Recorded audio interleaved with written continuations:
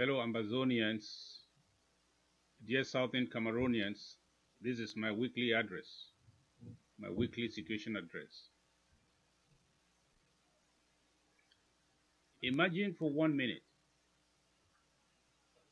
that in October 2016, Dikin Tassan, Barrister Mbala, Dr. Fontaine, and all the other civil society leaders ignored the need to constitute the consortium as a common front. What picture do you paint right now? Imagine that President Sako Julius Ayoktabe and his cabinet, Mancho Bibixi, Penn Terence, and all our brothers and sisters unlawfully abducted and brutally detained in high concentration camps in Yaoundé. Imagine they were told that our movement to restore our statehood is making progress, to unite as a formidable unit. What picture do you think they will paint right now?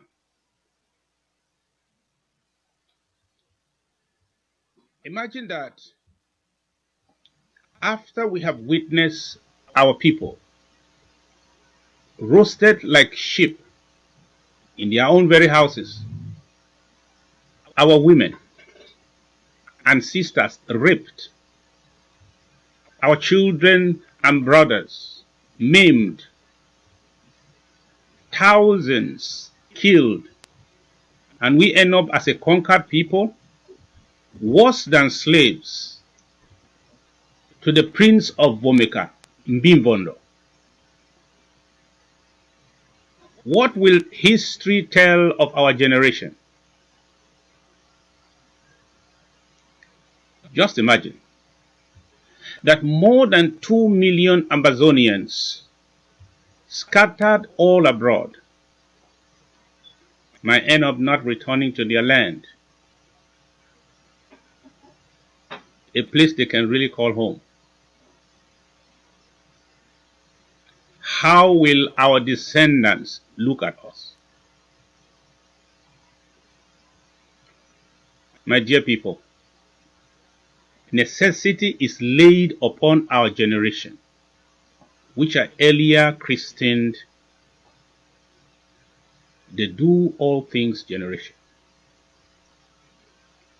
to mobilize our talents from all the ends of the earth, restore our dignity, free our homeland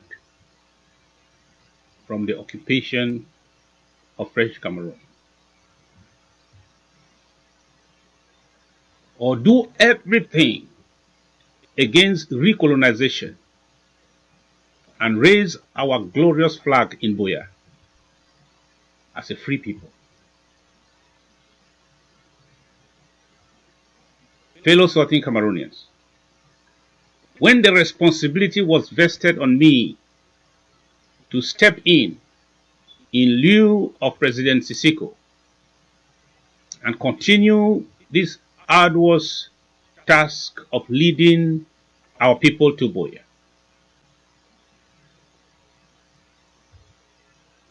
I made a promise. I promised the people of Ambazonia, at home and abroad, and I promised the international community that I will strive to unite all currents in our revolution, and we all will march to Buea as one man.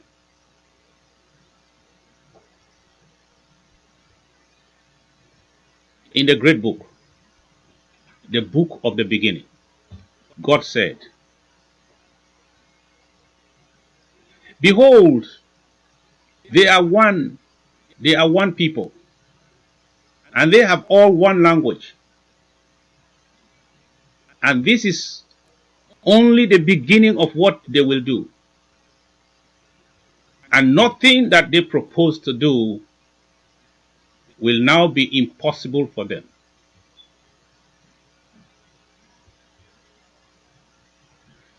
Collaboration may seem complex, but again, it could be a very simple heading when we submerge and overcome our differences in the quest for a common goal, to strive with all our combined strength for the path to a true Ambazonian brotherhood and unity. President Trump once said, "When you open your heart for patriotism, there is no room for prejudices." And in my opinion, collaboration is doing whatever it takes for the common good for us to maintain victory. This is what makes our movement a great team. It is the ability to individually and collectively coordinate performances on the field with mutual respect. Fellow Southern Cameroonians, dear Ambazonians, it is incumbent on every one of us to break down the walls that separate us and stand united in vision, purpose, and resources against this tyrant's machine that has determined to grind us like one cube of sugar. As the adage goes, united we stand, divided we fall.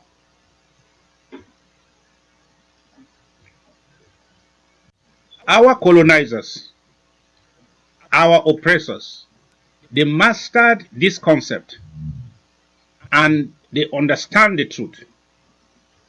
That is why, from time immemorial, they succeeded to divide our ancestors and pit them in factions against one another. Today, that same evil genius, personified by Paul Biya and his puppet CPDM regime,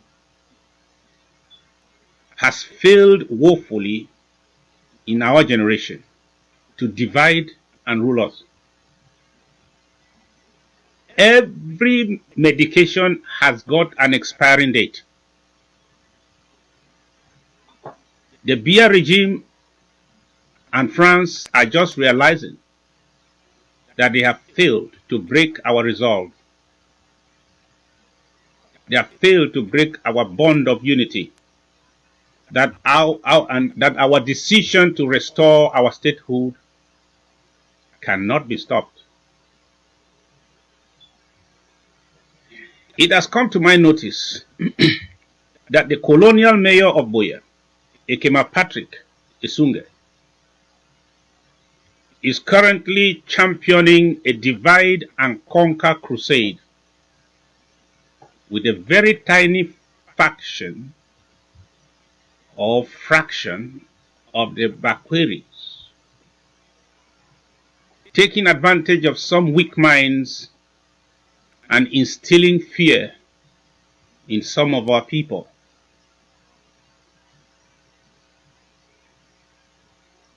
My name is Samuel Ikome Sako. As you all may have known, I am a proud son of Bakweri.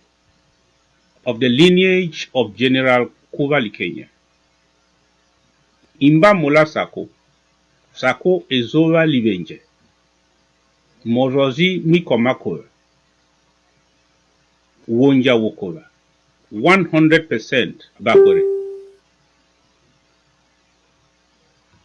And now the current leader of the People's Interim Government of the Southern Cameroon's Ambazonia. The spirit of Emmanuel Mbela Lifafa Endeli is upon me, as well as the Spirit of God.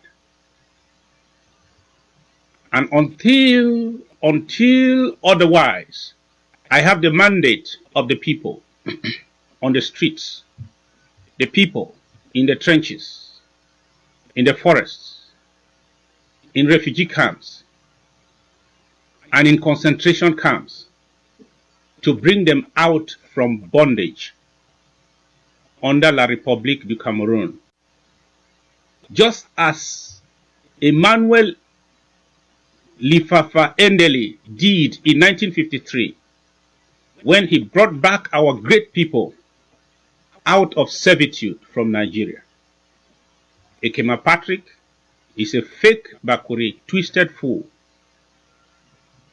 a common criminal who is trying to sell our generation to some Betty slave masters for his personal political gain. He has failed. Let somebody tell him he has failed. Mula Okendore, Ambazonians are a peace-loving and united people. Let it be known that there is nothing powerful enough to separate us again. Not now, not today, not tomorrow, not any day. I want to seize this opportunity to resound this warning to Ekema Patrick Esunge and all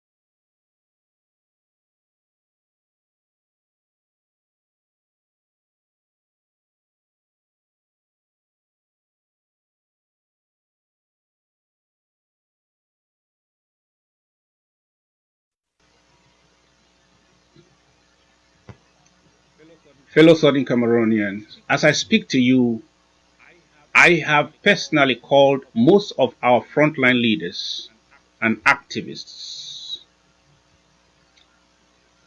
my brothers and my sisters. Our parties have either been served, all parties have either been served or will be served with official invitations within the next 48 hours to attend this August Breakthrough Consultative Conclave. After this broadcast today, my office will proceed to invite, to send invitations to other organizations concerned, including us,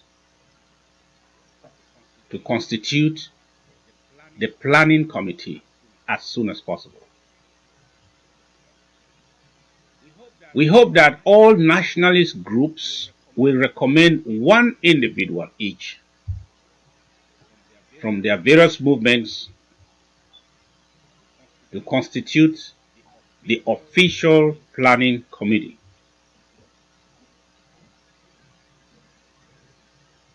Let's help our leaders so we can do this together. I understand that the notice may have been brief, but I wish to encourage us all that every frontline movement should send in their ideas, bring their ideas on board, and we will be amazed at what we can collectively achieve at the shortest space of time, if the will is there. I will reiterate the vision of this summit and the proposed program in a separate communique that will be addressed and sent to the frontline leaders who are invited and the planning committee members. It is our hope that hatchets will be melted and we will forge a more formidable weapon with which to cross the finishing line as one man.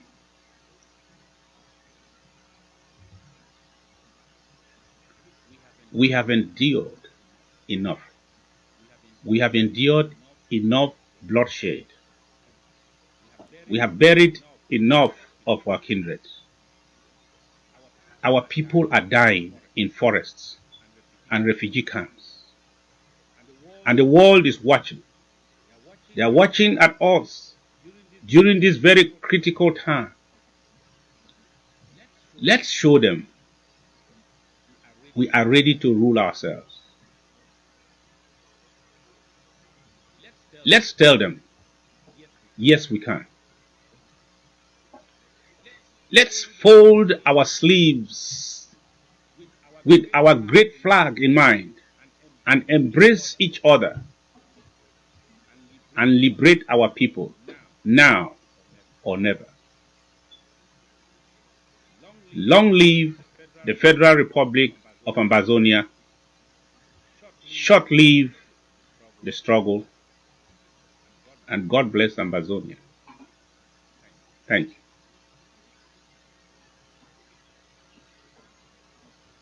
It doesn't stop.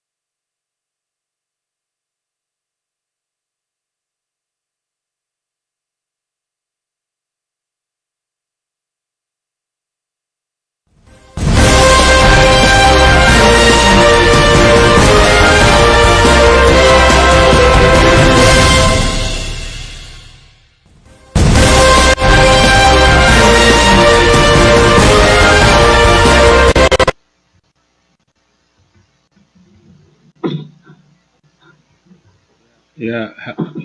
Hello.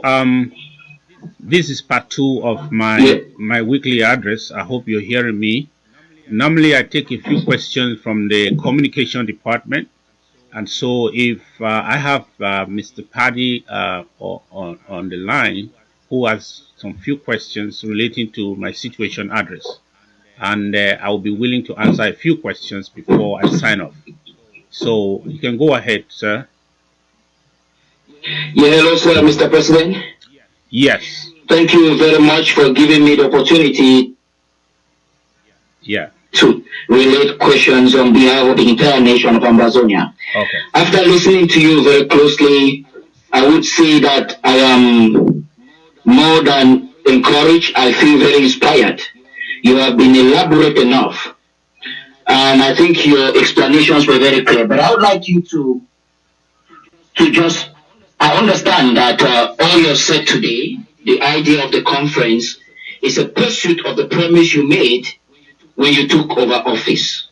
But I'd like you to present in very few sentences to the Ambazonian people today the vision of behind this conference. Thank you, sir.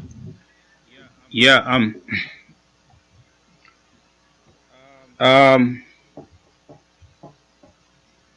The vision is to unite our forces together, because together we can do bigger things. Together we are stronger. So I realized from the onset that a larger tent is bigger than a smaller tent.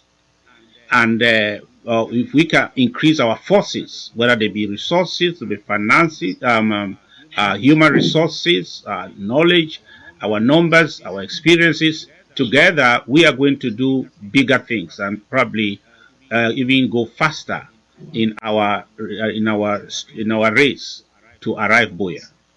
So, but I am methodic in my ways. As I told us, many have told me we have to do this. I said, I am more interested. Let's talk about the how, because I already know the what. I know what to do. So I've been looking for how best to do it, because this is not a new attempt. This is something that has been attempted several times in the past and was not properly done, and the objective was not attained to the fullest. So I don't want to try and fail. So I purpose in my heart that I will walk with leaders and build confidence, and so that we can come to a place where we can be frank, we can be open to each other, and we can talk, and we can reveal the things that did not work yesterday, and how we can correct them. So I preferred walking behind the scene, and that's why this conference, this consultative conference, especially day number 2, it is a conclave only for leaders that are invited. Only the leaders.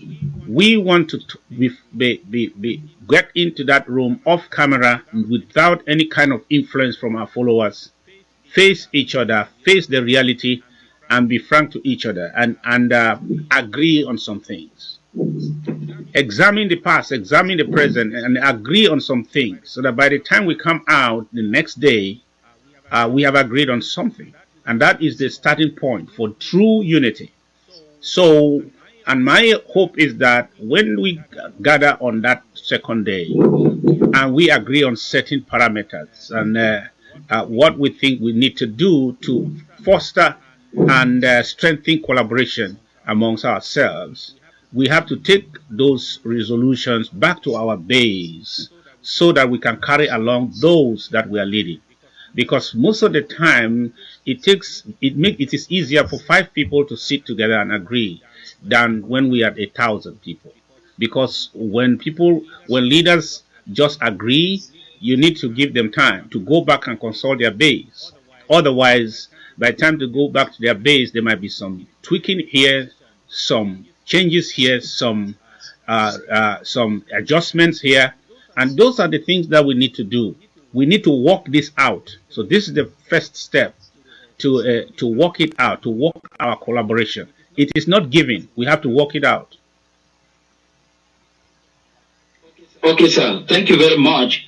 I think that response is quite impressive, but I'd like to follow up to that to mention we have some frontline leaders that have been categoric about their dissatisfaction, especially the fourth conclave.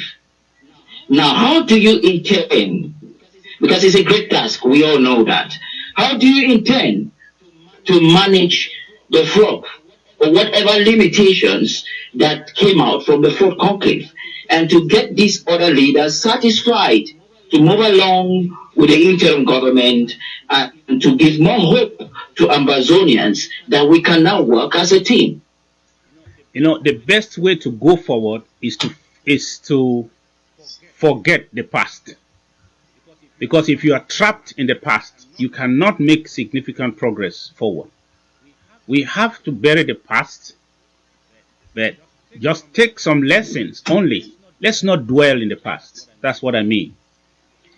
I'm coming like on the table like a clean slate. Let's come to the table as a clean slate. Let's present our concerns, our worries. And that's why I don't like the cameras. I don't like the influence of the followers to come along at this time. I want us to talk and be frank and examine those things that we will love, to whisper to each other that this should be adjusted, this should be added, this should be included. When we agree on those things, what proceeds from there will be legitimate, will be genuine, and will be serious. So, and that, I think that if you have failed before and you don't want to fail again, the best thing is how not to fail again is to do your homework properly. And that's what I've been trying to do. I've been trying to do my homework, and I want the leaders, all of us, to do our homework. Away from the cameras, away from the camera. Let's do the homework. Let's agree on the foundation of our collaboration or unity. And we can do this. Now, one thing I can assure you that from talking to the frontline leaders at home and abroad, I see that we have more grounds now than before of agreement. There's more common ground now than before. And so, if there is a will, there will be a way. So I'm very optimistic. Okay, sir. Okay, sir. I was particularly very excited when you mentioned that you know what to do. But your concern has been so far the how to do. Now, following up with that, what do you think is the biggest enemy to our revolution currently? The biggest enemy to our revolution is ourselves. Because if we determine as one man, even God cannot change our destination. That's in the Bible. God says now they are united as one. Nobody can stop them. So we only can stop ourselves. Our enemy, our greatest enemy is not France, it's not La Republique, it's not the powers of the world. It's we are the ones. We are our greatest, and there are other enemies, but our greatest enemy will be ourselves. Because if we defeat ourselves, nobody can help us. But if somebody is defeating us, we can fight back. But if we defeat ourselves, who can fight for us? So I believe that whatever the canker worms are trying to eat up in terms of our trust for each other, in terms of our coming together, whatever some people are trying to inject in this, I saw a lot of people reacting in different ways. But let me tell you, we should not allow those negative voices. There are many a positive voice. Listen to those voices. Yes, we can. I want to say that if Ground Zero can do it very well, why will it be impossible for leadership to do it? The same blood is flowing in our veins. Why will it be impossible for leaders in the diaspora to do that? Why will we be remembered as the one who injected division that did not exist on ground zero? So I am very confident that if it has happened on ground zero, it must happen. It is our responsibility to make it happen. Okay, sir. Thank you very much. I just heard you spoke some few words in the Bakwere tongue, and I was impressed because someone would think that maybe Ekema and his minority gang are the only Bakweras of these things. And I'm sure the people from Bakwere land are feeling proud that they have a son like you that is not just focused for Abakwere, but it's focused for the entire nation. Now, how do you think that this conference will help to stand against the divide and rule strategy that Mr. Biya and cohorts are putting in place to ensure that they can frustrate this revolution? Now, the first thing is that for the first time, remember the day one of the conference is a telecast, is an online gathering. We hope that with the efforts of the frontline leaders at home and abroad, we should be able to have about 5,000 to 10,000 of us that will register and participate in that conference, because there will be experts amongst us from different nationalist movements that will present on very important topics, like the need for mediation as a lasting solution to our problem. They will present on something like the need to address the root causes. What are the root causes for a permanent solution, a return to peace in that sub-region? This is what the international community has said several times. That we have experts that will dissect that topic and present it to our people. And then the need for separation after 56 years of a failed union. What does that entail? And then others will present on the need for collaboration. Then I want to assure you again that at the end of the conference, a communique will be published that will be voted on. So all the participants will vote on that communique. So that is to give every Ambazonian a voice, because we have said the La Republique is counting on the fact that we cannot say one thing as Ambazonians, that we cannot agree on anything as Ambazonians. There will be dissenting voices. Now, when thousands of people come together and they elect to make a particular statement, and that is the same thing we have been saying, it is powerful, because they will be sure that there will be Bakure people there will be Kupe Manengoba people, there will be Bafor people, Bangi people, there will be people from Mezam, from Momo, from Libialem, from all these places, all of us all over the world, making that statement. And the leaders of the nationalist group will all sign that communique. And we are going to present it to the international community that here we stand, and this is our one voice. This is the way forward. And anything that is concocted out of this is spurious, is phony, is a lie, is corruption. It is not going to solve the problem on the ground. So this is how to make an emphatic statement to the world that, behold, we are united. Our language has become one. What we say we want to as a solution is this, and all of us have signed. This is what we want. These are the conditions for any kind of mediation. This is what the root causes that must be addressed. This is how we want to separate from a failed union. This, here we stand, and all the signatures are there. This is how to knock out all those people who thought that they still have some vestiges of the failed tactics of the past that they can use today to hold us back. Okay, sir. Thank you very much. Wow, that's really impressive. With your permission, sir, I want to seize this opportunity to call on our audience that are watching to keep sharing, since I'm going to be asking you two last questions, and also to say that they should take an advantage. They visit our page on Facebook, follow the link that will be provided by the State House, and ensure that they register as many as possible, people home and abroad.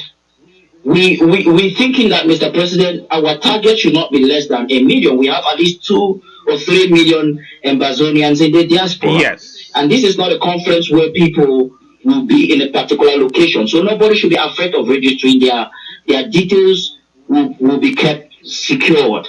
So I want to, all of those watching now and our activists, take this as a mandate. Go to your platforms and your forums, mobilize and ensure that our voices are heard at the different places of the world. Now, Mr. President, I'm going to the last question. You mentioned that there is nothing powerful enough to separate us. Nothing is powerful enough. Are you now saying that even the Musonges, the Ekemas, we know all the elites that have categorically stood against us, are you now saying that they are not powerful enough to separate us from pursuing this movement? If they were powerful enough, we will not be where we are now. We will not force them to flee and go and live elsewhere. Who is in control now? So they are not powerful enough. They did not do it in 2016. They didn't do it the whole of 2017. This is August 2018. They have not done it. Rather, the heat has come to every county in Ambazonia. They have failed. I don't know. Some people are just in denial. Will they remain in denial? Maybe for some time. But they have failed. And that's why they are sending their relatives abroad. That's why they are running helter-skelter. That's why some of them are coming back like Nicodemus. We welcome you people. But I want to assure you that anyone, whether it is Musonge, I come from the same village with Musonge. Whoever you are, whoever you are, whatever you have, and you think somehow you can play that card again before and stop us, you should have known after failing for 2 years that this solution is not working. So I told you that every medication has an expiry date. That medication of dividing us and ruling us and keeping us as slaves for every time we try to rise up as a people has expired. So none of them, it won't work. That doesn't mean they won't try. That's why I'm telling Kema, Patrick, and all those who are like him and who even believe him. Some risked their life and came out for a so-called match, and he was the only one with a life jacket, and the rest were just there. Yeah, the restoration forces are very peace-loving and disciplined people. They don't like to inflict casualties on innocent civilians who are misled by a power-drunk mayor. Otherwise, it would not have been an easy scene. So I congratulate them for that. It is stupidity to follow a stupid man. It is greater than stupidity. Because let me say that he was risking the lives of others because he doesn't have any value for life. So I want to assure them that they have failed, they will fail, and they will continue to fail. This is Ambazonia. We have risen to fall no more. That is the truth. Wow. Thank you, Mr. President. I believe after listening to you for a while, the Ambazonian people are proud to have you as their leader. And like you said, it's not just about what you have said. Ground game has changed. Yes. Even though some people pretend not to see, everything has changed. Irrespective of the explanations you have given about what has happened with my trip to Boya before now, we still have skeptics, and they are wondering a lot of things. I may not necessarily want you to give detailed explanations. We have our people, I've been following on the social media. We still see our soldiers, most of them using their guns. And I know it is in your heart to look for a way to transform it as fast as possible. I personally know what you have done so far, so I'm not doubting that a lot has been done already. But how do you think bringing all our frontline leaders together will enable to speed up this process? First of all, I know your number one policy is to mobilize these frontline leaders and ensure that this is done sooner than later. Yes, I know that together we will do bigger and better. And so we are inching there gradually. And those who doubt that we can do it, just wait until the 20th of August. You will understand that we are Ambazonians. And that we have resolved this time that our generation shall not fail. We shall not hand over this battle to our children. It is our battle to win, and we must. So I want to I want to assure you that the only thing I want that we should not just win, we should win big. And I believe that as we come together, we're going to win big and faster than ever before. Let the people put their wheels on the table. Let egos disappear now. Let's bury the egos. Let the love of motherland supersede the love for our organizations. And let the love for those who are dying and waiting for us to provide answers supersede the love for our personal whatever interests. If we do that, we shall send another message to the world. That is the only thing La Republique still has in its quiver to tell the world. La Republique is not telling the world that we don't have the right of self-determination. La Republique is not telling the world that legally we are wrong. Even the United Nations cannot make a statement on this matter unless it is only going to be in our favor. So La Republique cannot win an argument. The only argument they are bringing is that we should not be trusted.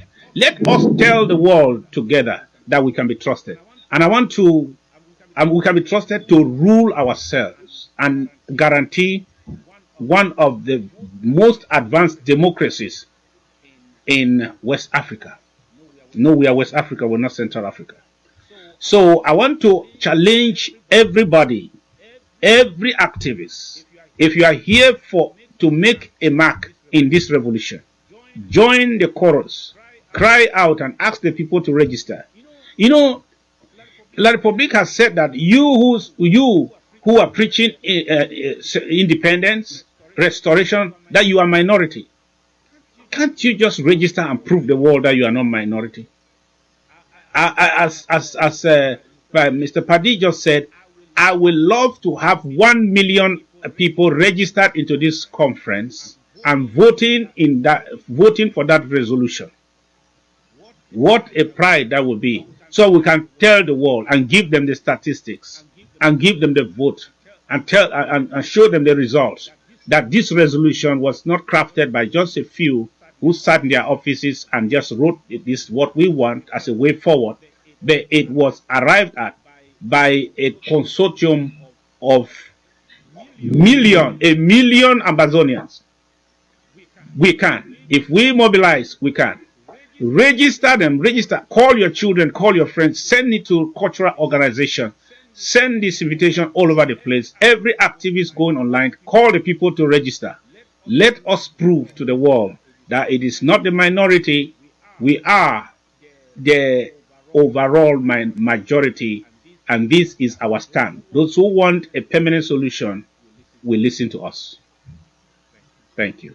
Thank you very much, Mr. President. Once again, I look forward to many more opportunities like these that you give to me to ask questions on behalf of the entire nation. I wish to say that I'm proud of you, and our nation is obviously proud of you. Your leadership has been very exemplary. Thank you very much. Thank you. Thank you, Mr. Padi.